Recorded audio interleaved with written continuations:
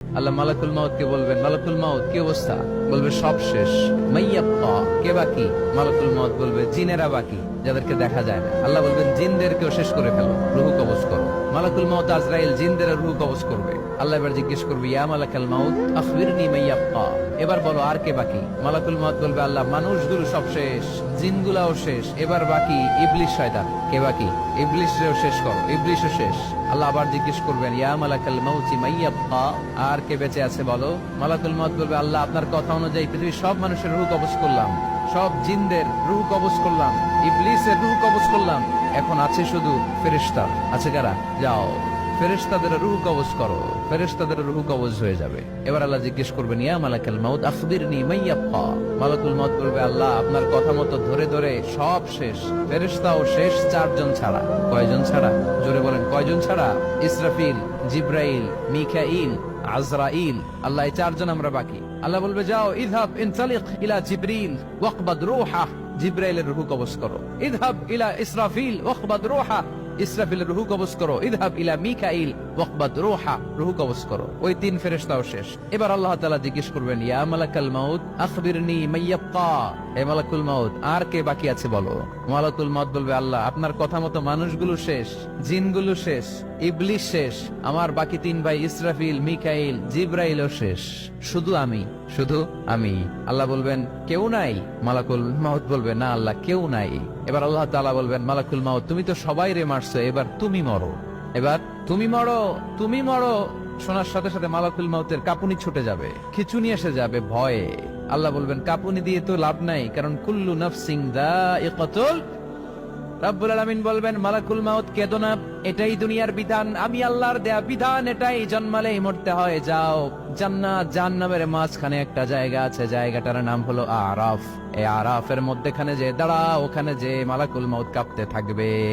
মালাকুল মাউত বলবে, আল্লাহ সৃষ্টির শুরুতে যদি জানতাম, সৃষ্টির শুরুতে যদি জানতাম সবাইকে মৃত্যুদান করার পরে, রূহ কবজ করার পরে আমাকেও মরতে হবে, তাহলে এই কঠিন দায়িত্বের ব্যাপারে আপনার কাছে ক্ষমা চাইতাম। আজকে আমারও যে ভাগ্য বরণ করে নিতে হবে সৃষ্টির শুরুতে, আমি এটা কল্পনাই করতে পারি নাই। আল্লাহ বলবেন, নো টক, মুত ইয়া মালাকাল মাউত, মর, মরে যা, মুত, মরে যাও। বলার সাথে সাথে মালাকুল মাউত এক বিকট চিৎকার হাঁকিয়ে মরে যাবে। মালাকুল মাউতের চিৎকারটা সেদিন এত ভয়ঙ্কর হবে, বিষ্ণু ইসা ইসলাম বলেন, ওই চিৎকারের আওয়াজ যদি পৃথিবীর মানুষেরা কান দিয়ে শুনতে পেত, তাহলে কিয়ামত সংগঠিত হওয়ার জন্য আলাদা করে ইসরাফিলের সিঙ্গার প্রয়োজন হতো না। ওই চিৎকারের আওয়াজে প্রতিটা মানুষ কানের পর্দা ফেটে ওই জায়গায় লাশ হয়ে পড়ে যেত। এবার ডানে বায়ে সামনে পেছনে উপরে নিচে কেউ নাই, একজন ছাড়া। জোরে বলতে হবে, তিনি কে? আল্লাহ তখন পৃথিবীকে একটা ডাক দিবেন, বলবেন, ইয়া দুনিয়া আইনা আনহারুকি, এই পৃথিবী তোর নদীগুলো কোথায়? ইয়া দুনিয়া আইনা আশজারুকি, এই পৃথিবী তোর গাছগুলো কোথায়? বটতলা। ইয়া দুনিয়া আইনাল জিবাল, তোর বড় বড় মাউন্ট এভারেস্ট পাহাড়, আলাস্কা পর্বতমালা, আলপস পর্বতমালা, এগুলো কোথায়? তুর পাহাড় আজকে কোথায়? ইয়া দুনিয়া আইনাল মুলুক, রাজা বাদশারা কোথায়, যারা ক্ষমতার দাপটে পা জমিনে ফেলতে চাইতো না? আইনাল জাবাবেরা, অত্যাচারী স্বৈরা শাসকগুলো আজকে কোথায়? কোথায় আজকে? কোন আওয়াজ নাই। আল্লাহ তখন হুঙ্কার দিয়ে বলবেন, লিমানিল মুলকুল ইয়াউম, who belongs the kingdom today. আল্লাহ চিৎকার দিয়ে বলবেন, আজকে ক্ষমতা কার? আওয়াজ করে বলেন, সেদিন ক্ষমতা কার? আল্লাহ সেদিন প্রশ্ন করে নিজেই নিজের প্রশ্নের উত্তর দিবেন, লিমানিল মুলকুল ইয়াউমা লিল্লাহিল ওয়াহিদিল কাহ্হার। সেদিন ক্ষমতা দুনিয়ার কোন রাজার নাই, কোন বাদশার নাই, কোন স্বৈর শাসকের নাই, কোন সুলতানের নাই, কারো নাই। সেদিন ক্ষমতা চলবে একজনের, তিনি কে? তার নাম হচ্ছে রহমান। তার নাম কি? আরো জোরে বলেন, কি নাম? এজন্য রহমান কারে বলে আজকে চিনতে পারছেন? তার দয়ার শেষ আছে? তার ক্ষমতার কোন কুল কিনারা আছে? তার ধন ভান্ডারে কোনো কমতি আছে?